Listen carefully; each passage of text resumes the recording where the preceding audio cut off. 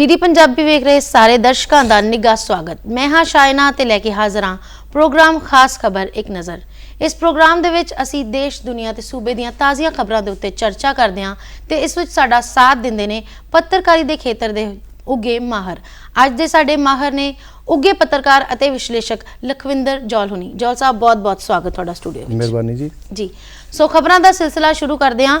ਨਵੇਂ ਆਈਟੀ ਨਿਯਮਾਂ ਦੀ ਪਾਲਣਾ ਕਰਨ ਲਈ ਟਵਿੱਟਰ ਨੂੰ ਜਿਹੜਾ ਹੈ ਉਹ ਆਖਰੀ ਮੌਕਾ ਦਿੱਤਾ ਗਿਆ ਹੈ। ਕੇਂਦਰ ਸਰਕਾਰ ਦਾ ਕਹਿਣਾ ਹੈ ਕਿ ਜੇ ਟਵਿੱਟਰ ਨੇ ਨਿਯਮਾਂ ਦਾ ਪਾਲਣ ਨਾ ਕੀਤਾ ਤਾਂ ਉਸ ਦੇ ਖਿਲਾਫ ਕਾਰਵਾਈ ਵੀ ਕੀਤੀ ਜਾਏਗੀ। ਕੀ ਹੈ ਪੂਰਾ ਮਾਮਲਾ? ਦੇਖੋ, ਮਾਮਲਾ ਕਾਫੀ ਗੰਭੀਰ ਹੈ। ਜਿਵੇਂ ਕਿ ਆਪਾਂ ਸਾਰਿਆਂ ਨੂੰ ਪਤਾ ਹੈ ਕਿ ਇਸ ਵੇਲੇ ਪ੍ਰਚਾਰ ਪ੍ਰਸਾਰ ਦਾ ਸਭ ਤੋਂ ਵੱਡਾ ਸਾਧਨ ਜਿਹੜਾ ਉਹ ਇਸ ਤਰ੍ਹਾਂ ਦੀਆਂ ਸਾਈਟਸ ਤੇ ਇਸ ਤਰ੍ਹਾਂ ਦੇ ਪੋਰਟਲ ਪਲੇਟਫਾਰਮ ਨੇ ਸੋਸ਼ਲ ਮੀਡੀਆ ਦੇ, ਜਿਨ੍ਹਾਂ ਦੇ ਰਾਹੀਂ ਹਰ ਵਿਅਕਤੀ ਔਰ ਹਰ ਸਰਕਾਰ ਤੇ ਹਰ ਪੋਲੀਟੀਸ਼ੀਅਨ ਆਪਣੀ ਗੱਲ ਕਹਿੰਦਾ ਜੀ। ਇਹ ਮਾਮਲਾ ਉਦੋਂ ਜ਼ਿਆਦਾ ਗੰਭੀਰ ਹੋ ਗਿਆ ਕਿ ਇੱਕ ਤਾਂ ਇਹ ਕਿ ਭਾਰਤ ਸਰਕਾਰ ਨੇ ਪਿਛਲੇ ਦਿਨਾਂ ਦੇ ਵਿੱਚ ਕੁਝ ਆਈਟੀ ਨਿਯਮ ਜਿਹੜੇ ਉਹ ਵੱਖਰੇ ਬਣਾਏ ਨੇ, ਕੁਝ ਸੋਧੇ ਨੇ। ਉਹਨਾਂ ਨਿਯਮਾਂ ਦੇ ਅਨੁਸਾਰ ਉਹਦੀ ਜਿਹੜੀ 79 ਧਾਰਾ ਆ 79 ਉਹਦੇ ਅਨੁਸਾਰ ਜਿਹੜਾ ਹੈ ਕਿ ਹਰ ਜਿਹੜਾ ਪੋਰਟਲ ਪਲੇਟਫਾਰਮ ਹੈ, ਹਰ ਸੋਸ਼ਲ ਸਾਈਟ ਦਾ ਜਿਹੜਾ ਪਲੇਟਫਾਰਮ ਹੈ, ਉਹਨੂੰ ਹਿੰਦੁਸਤਾਨ ਦੀ ਧਰਤੀ ਉੱਤੇ ਜੇ ਉਹਨਾਂ ਨੇ ਰਨ ਕਰਨਾ ਹੈ ਤੇ ਉਹਨੂੰ ਇੱਕ ਨੋਡਲ ਆਫਿਸਰ ਬਣਾਉਣਾ ਪੈਣਾ ਜੀ। ਬਿਲਕੁਲ। ਉਹ ਨੋਡਲ ਆਫਿਸਰ ਦੀ ਲੋੜ ਕਿਉਂ ਮਹਿਸੂਸ ਹੋਈ, ਕਿਉਂ ਬਣਾਉਣਾ ਪੈਣਾ?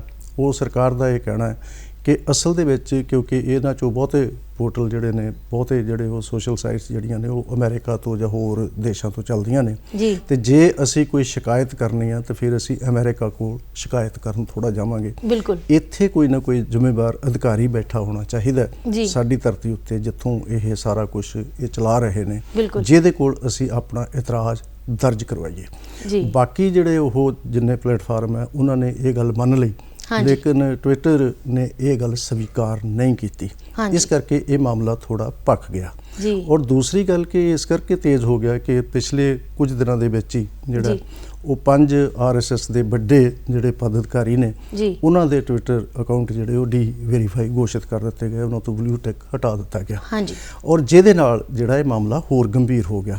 ਔਰ ਇਹ ਮਾਮਲਾ ਚਰਮ ਤੇ ਉਸ ਵੇਲੇ ਵੀ ਪਹੁੰਚ ਗਿਆ ਜਦੋਂ ਭਾਰਤ ਦੇ ਉਪ ਰਾਸ਼ਟਰਪਤੀ ਸ਼੍ਰੀ ਵੈਂਕਈਆ ਨਾਇਡੂ ਜੀ ਦਾ ਟਵਿੱਟਰ ਅਕਾਊਂਟ ਜਿਹੜਾ ਉਹ ਵੀ ਡੀ-ਵੈਰੀਫਾਈ ਕਰ ਦਿੱਤਾ ਗਿਆ, ਭਾਵੇਂ ਕਿ ਉਹਨੂੰ ਦੁਬਾਰਾ ਜਿਹੜਾ ਉਹ ਐਕਟਿਵ ਕਰ ਦਿੱਤਾ ਗਿਆ, ਉਹਨੂੰ ਵੀ ਤੇ RSS ਮੁਖੀ ਜਿਹੜੇ ਨੇ ਮੋਹਨ ਭਾਗਵਤ ਉਹਨਾਂ ਦੇ ਅਕਾਊਂਟ ਨੂੰ ਵੀ। ਲੇਕਿਨ RSS ਦੇ ਬਹੁਤ ਸਾਰੇ ਆਗੂਆਂ ਦੇ, ਜਿਹਦੇ ਵਿੱਚ ਜਿਹੜਾ ਉਹ ਸੁਰੇਸ਼ ਜੀ ਜੋਸ਼ੀ ਵੀ ਸ਼ਾਮਲ ਨੇ, ਜਿਹਦੇ ਵਿੱਚ ਅਰੁਣ ਕੁਮਾਰ ਵੀ ਸ਼ਾਮਲ ਨੇ ਔਰ ਆਪ ਜਿਹੜਾ ਉਹ RSS ਮੁਖੀ ਵੀ ਸ਼ਾਮਲ ਨੇ। ਇਸ ਕਰਕੇ ਇਸ ਮਾਮਲੇ ਨੂੰ ਬਹੁਤ ਜ਼ਿਆਦਾ ਗੰਭੀਰਤਾ ਨਾਲ ਲਿਆ ਗਿਆ। ਔਰ ਭਾਰਤੀ ਜਨਤਾ ਪਾਰਟੀ ਦਾ ਇਹ ਮਤਲਬ ਦੋਸ਼ ਹੈ ਟਵਿੱਟਰ ਦੇ ਉੱਤੇ ਕਿ ਅਸਲ ਦੇ ਵਿੱਚ ਟਵਿੱਟਰ ਜਿਹੜਾ ਇਹ ਕਾਰਵਾਈਆਂ ਕਰਕੇ ਭਾਰਤ ਦੀ ਜਮਹੂਰੀਅਤ ਦੇ ਵਿੱਚ ਦਖਲ ਦੇ ਰਿਹਾ ਤੇ ਭਾਰਤ ਦੀ ਜਮਹੂਰੀਅਤ ਜਿਸ ਸਮੂਥਨੈਸ ਨਾਲ ਚੱਲ ਰਹੀ ਹੈ, ਜੋ ਭਾਰਤੀ ਜਨਤਾ ਪਾਰਟੀ ਦਾ ਕਹਿਣਾ ਹੈ, ਉਹਦੇ ਵਿੱਚ ਉਹ ਖਲਲ ਪਾਉਣ ਦਾ ਯਤਨ ਕਰ ਰਿਹਾ। ਕੱਲ ਤਾਂ ਭਾਰਤੀ ਜਨਤਾ ਪਾਰਟੀ ਦੇ ਬੁਲਾਰੇ ਨੇ ਇੱਥੋਂ ਤੱਕ ਵੀ ਕਿਹਾ ਕਿ ਅਸਲ ਦੇ ਵਿੱਚ ਜਿਹੜਾ ਹੈ ਉਹ ਅੱਗੇ 5 ਰਾਜਾਂ ਦੀਆਂ ਹੋਰ ਚੋਣਾਂ ਆ ਰਹੀਆਂ ਨੇ ਬੰਗਾਲ ਦੀਆਂ ਚੋਣਾਂ ਤੋਂ ਬਾਅਦ, ਔਰ ਉਹਨਾਂ ਚੋਣਾਂ ਦੇ ਵਿੱਚ ਇਹ ਪੋਰਟਲ ਜਿਹੜੇ ਨੇ ਜਾਂ ਇਹ ਜਿਹੜੇ ਸੋਸ਼ਲ ਸਾਈਟਸ ਜਿਹੜੇ ਨੇ, ਇਹ ਪਲੇਟਫਾਰਮ ਜਿਹੜੇ ਨੇ, ਉਹ ਕਿਸ ਤਰ੍ਹਾਂ ਦਾ ਰੋਲ ਅਦਾ ਕਰਨ ਵਾਲੇ ਨੇ, ਇਹਦਾ ਅੰਦਾਜ਼ਾ ਇਹ ਇੱਕ ਤਰ੍ਹਾਂ ਨਾਲ ਟਰਾਇਲ ਸੀਗਾ।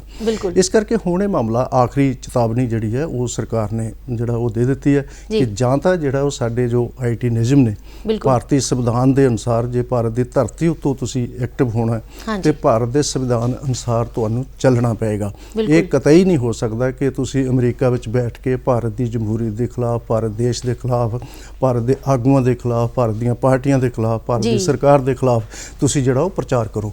ਔਰ ਭਾਰਤੀ ਜਨਤਾ ਪਾਰਟੀ ਦਾ ਇਹ ਕਹਿਣਾ ਹੈ ਕਿ RSS ਦੇ ਤੇ ਭਾਰਤੀ ਜਨਤਾ ਪਾਰਟੀ ਦੇ ਆਗੂਆਂ ਦੇ ਹੀ ਜਿਹੜੇ ਟਵਿੱਟਰ ਅਕਾਊਂਟ ਹੈ ਉਹਨਾਂ ਉੱਪਰ ਜਿਹੜੀ ਇਹ ਕਾਰਵਾਈ ਕੀਤੀ ਗਈ ਹੈ, ਜਦੋਂ ਕਿ ਕਾਂਗਰਸ ਤੇ ਲੈਫਟ ਵਾਲੇ ਜਿਹੜੇ ਅਕਾਊਂਟਸ ਨੇ, ਹਾਲਾਂਕਿ ਉਹ ਜਦੋਂ ਕਿ ਟਵਿੱਟਰ ਨੇ ਇਹ ਜਿਹੜੀ ਉਹ ਦਲੀਲ ਦਿੱਤੀ ਸੀਗੀ ਕਿ ਅਸਲ ਦੇ ਵਿੱਚ ਜਿਹੜਾ ਮੋਹਨ ਭਾਗਵਤ ਹੋਰਾਂ ਦਾ ਅਕਾਊਂਟ ਵੀ ਤੇ ਵੈਂਕਈਆ ਨਾਇਡੂ ਜੀ ਦਾ ਅਕਾਊਂਟ ਵੀ ਜਿਹੜਾ ਉਹ ਪਿਛਲੇ ਲਗਭਗ 1 ਸਾਲ ਤੋਂ ਜਿਹੜੇ ਉਹ ਨਿਰਜਿੰਦ ਪਏ ਸੀ, ਉਹ ਐਕਟਿਵ ਨਹੀਂ ਹੋਏ ਸੀਗੇ।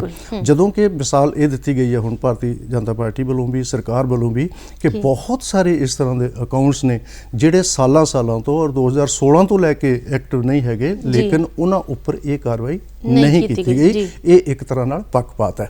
तो हुण ये कहा गया कि ये आखिरी चेतावनी है, तो जां तां भारत के संविधान के अनुसार, भारत के IT नियमां के अनुसार जिहड़ा वो तुसीं अपने आप नूं सुधाई करो, अपने नियमां दे विच सुधाई करो और भारत की धरती उत्ते एक नोडल ऑफिसर जिहड़ा वो तैनात करो जिहदे कोल असीं शिकायत कर सकीए अगर सानूं कोई समस्या है तां।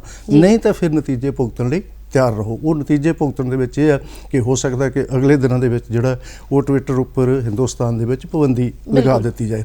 दूसरे पासे है कि क्योंकि करोड़ां लोग जिहड़े जिन्हां आगूआं दे जिन्हां जिहड़ा वो ट्विटर हैंडल्स दे ये हटाए गए ने ਉਹਦੇ करोड़ां फॉलोअर ने, क्योंकि वैसे ये है कि ट्विटर नूं भी लॉन्ग रन दे विच इहदा कोई फायदा होने वाला नहीं हैगा, क्योंकि करोड़ां की गिणती दे विच जिहड़े ट्विटर देखते हैं, ट्विटर उत्ते है ने, उहनां लोकां तो ट्विटर अकाउंट भी वांझे हो जाएंगे। इस करके मामला आउंदे दिनों के विच ट्विटर नूं ये गल मननी ही पैगी।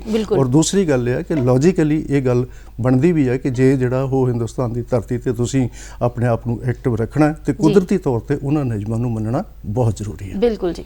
सो अगली खबर जिहड़ी है वो करोना दे नाल जुड़ी हुई है। करोना के मामले जिथे कई देशों के हुण घटते नज़र आ रहे हैं, उत्थे ही इंग्लैंड दे विच करोना की तीजी लहर का खतरा जिहड़ा वो वधदा नज़र आ रहा है। किस तरह वेखदे हो इस खबर में? देखो गल है कि ये गल लगातार जिहड़ी है वो सेहत माहरां वालों की गई है और वर्ल्ड हैल्थ ऑर्गेनाइजेशन वालों भी चेतावनी दी गई सी कि आने वाला समा जिहड़ा है वो लगभग अगस्त सितंबर तो जिहड़ा है वो तीसरी लहर दे आउण दा खतरा है। ते नाल ये भी कहा गया सीगा कि ये लहर जिहड़ी है वो बच्चों उत्ते ज़्यादा इफेक्ट करेगी और वो जिहड़ा अगस्त सितंबर का समा दिता गया सी, लेकिन बरतानिया दियां जिहड़ियां हुण कल दियां परसों दियां घटनावां ने उहदे विचों जिहड़ा ये गल सामने आ रही कि वो लहर थोड़ी अगेती शुरू हो रही है। हालांकि पिछले एक हफ्ते जिहड़ा वो इंग्लैंड वालों सरकारी तौर पर यह दस्सिया गया सीगा बरतानिया वालों कि एक दिन इहो जिहा सीगा पिछले 4 दिन पहला जदों सारे बरतानिया विच कोई भी करोना केस सामने नहीं आया सीगा और ये अपने आप दे विच बहुत वड्डी जित सीगी मतलब सेहत संस्थावां दी और लोकां दी सरकारां दी कि असल दे विच ਉਹਦੇ ਉੱਤੇ काबू ਜਿਹੜਾ ਹੈ ਕਰੋਨਾ ਦੇ ਕੇਸਾਂ ਉੱਤੇ ਪਾ ਲਿਆ ਗਿਆ ਸੀ। ਲੇਕਿਨ ਹੁਣ ਇਹ ਚਿੰਤਾ ਦਾ ਵਿਸ਼ਾ ਫਿਰ ਬਣਦਾ ਜਾ ਰਿਹਾ। ਅਸਲ ਦੇ ਵਿੱਚ ਇਹ ਹੈ ਕਿ ਜਿਵੇਂ ਜਿਵੇਂ ਅਸੀਂ ਜਿਹੜਾ ਲੋਕਡਾਊਨ ਖੋਲ੍ਹਣ ਵੱਲ ਨੂੰ ਵੱਧ ਰਹੇ ਹਾਂ, ਜਿਵੇਂ ਜਿਵੇਂ ਜਿਹੜਾ ਉਹ ਸਕੂਲ ਕਾਲਜ ਖੁੱਲ੍ਹ ਰਹੇ ਨੇ, ਜਿਵੇਂ ਜਿਵੇਂ ਬਾਜ਼ਾਰ ਖੁੱਲ੍ਹ ਰਹੇ ਨੇ, ਜਿਵੇਂ ਜਿਵੇਂ ਜਿਹੜੀ ਉਹ ਆਵਾਜਾਈ ਖੁੱਲ੍ਹ ਰਹੀ ਹੈ, ਜਿਵੇਂ ਜਿਵੇਂ ਗੱਡੀਆਂ ਖੁੱਲ੍ਹ ਰਹੀਆਂ, ਜਿਵੇਂ ਜਿਵੇਂ ਬੱਸਾਂ ਦੇ ਵਿੱਚ ਸਫ਼ਰ ਸ਼ੁਰੂ ਹੋ ਰਿਹਾ ਔਰ ਉਵੇਂ ਉਵੇਂ ਜਿਹੜਾ ਕਿਉਂਕਿ ਆਖਰਕਾਰ ਤਾਂ ਇਹ ਬਿਮਾਰੀ ਜਿਹੜੀ ਆ ਉਹ ਲਾਗ ਦੀ ਬਿਮਾਰੀ ਹੈ, ਸਪਰਸ਼ ਦੀ ਬਿਮਾਰੀ ਹੈ ਤੇ ਉਹ ਸਪਰਸ਼ ਜਿਵੇਂ ਜਿਵੇਂ ਜਿਹੜਾ ਅਸੀਂ ਸੋਸ਼ਲ ਡਿਸਟੈਂਸਿੰਗ ਜਿਹੜੀ ਆ ਉਹਨੂੰ ਘਟਾਉਣ ਦਾ ਯਤਨ ਕਰਾਂਗੇ, ਜਿਵੇਂ ਜਿਵੇਂ ਅਸੀਂ ਅਵੇਸਲੇ ਹੋ ਜਾਵਾਂਗੇ, ਜਿਵੇਂ ਜਿਵੇਂ ਅਸੀਂ ਕਾਰੋਬਾਰ ਦੇ ਵਿੱਚ ਗਲਤਾਨ ਹੋ ਜਾਵਾਂਗੇ, ਤਿਵੇਂ ਤਿਵੇਂ ਇਹ ਖਤਰੇ ਅਜੇ ਬਣੇ ਰਹਿਣੇ ਆ। ਇਸ ਕਰਕੇ ਜਿਹੜਾ ਉਹ ਵਰਲਡ ਹੈਲਥ ਆਰਗੇਨਾਈਜੇਸ਼ਨ ਨੇ ਲਗਾਤਾਰ ਚੇਤਾਵਨੀ ਦਿੱਤੀ ਹੈ ਕਿ ਭਾਵੇਂ ਤੁਸੀਂ ਜਿਹੜਾ ਉਹ ਇਹਦੇ ਉੱਤੇ ਕਾਬੂ पा लिया है उसके बावजूद जड़ियाँ वो सावधानियाँ वो गाइडलाइनस उन्होंने तो अवेसले ना होवो। इस करके ये जी खतरे की घंटी फिर बजी है, एक बारी बरतानिया तो शुरू हुई है, ये वाल बहुत ध्यान देने की जरूरत है और ये जोड़ा वो सोशल डिस्टेंसिंग नाल और अपने हैंड वाशिंग नाल और दूसरी गल है कि सारे के सारे जोड़े वो एहतियात जोड़े उस तरह वरतन नाल ही जोड़ा वो भला है, ये बारे बहुत जरूरी है। जी जॉन साहब गल कर लीए भारत की, तो भारत दे विच करोना टीकाकरण की मुहिम जिहड़ी है वो तेज़ की जा रही है। केंद्र का कहना है कि दिसंबर तक भारत की 70% आबादी नूं जिहड़ा वो टीकाकरण कर दिता जाएगा और दोनों डोज जिहड़ियां वो ला दित्तियां जाणगीआं। नाल दी नाल खबर ये भी है कि वैक्सीन लाउण दे विच सब तो अगे जिहड़े देश ने उन्हां विच भारत, चीन ते अमरीका है। किस तरह वेखदे हो? देखो ये गल कल अंकड़े जिहड़े जारी किए मतलब जिहड़ा वर्ल्ड हैल्थ ऑर्गेनाइजेशन ने उहदे विच उन्होंने कहा है कि जिन्नी हुण तक जिहड़ी वो वैक्सीन बनी है दुनिया भर दे विच उहदा 60% हिस्सा जिहड़ा है वो 3 देशों दे विच वरतिया गया, जिहदे विच अमरीका, भारत ते चीन वो 3 देश ने जिन्हां दे विच 60% जिहड़ी वो वैक्सीन जिहड़ी है वो लगाई गई है लोकां नूं। और दूसरी गल ये है कि जिद्दां जिद्दां जिहड़ा है वो ये वैक्सीनाइजेशन हो जाएगी जिमें जिमें उही इहदा इक्को एक जिहड़ा वो इलाज है।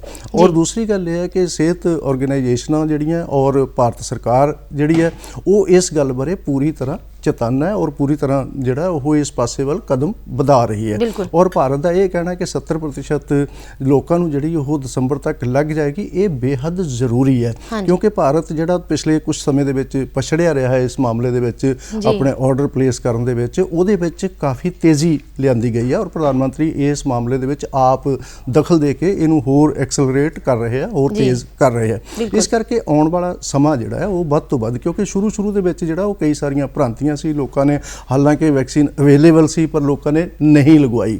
ਔਰ ਉਹਦੇ ਬਾਰੇ ਜਿਉਂ-ਜਿਉਂ ਜਾਗਰੂਕਤਾ ਪੈਦਾ ਹੋਈ, ਲਗਵਾਉਣੀ ਸ਼ੁਰੂ ਹੋਈ, ਤਿਉਂ-ਤਿਉਂ ਜਿਹੜਾ ਉਹ ਫਿਰ ਸੰਕਟ ਵੈਕਸੀਨ ਦਾ ਆ ਗਿਆ। ਲੇਕਿਨ ਉਸ ਸੰਕਟ ਨੂੰ ਹੁਣ ਜਿਹੜਾ ਉਹ ਦੂਰ ਕੀਤਾ ਜਾ ਰਿਹਾ, ਕਿਉਂਕਿ ਉਹਦੇ ਵਿੱਚ ਇਹ ਹੈ ਕਿ ਸਪੁਤਨਿਕ ਜਿਹੜੀ ਕਿ ਰੂਸ ਦੀ ਬਣੀ ਹੋਈ ਵੈਕਸੀਨ ਹੈ, ਉਹਦਾ ਉਤਪਾਦਨ ਭਾਰਤ ਦੇ ਵਿੱਚ ਸ਼ੁਰੂ ਹੋ ਗਿਆ।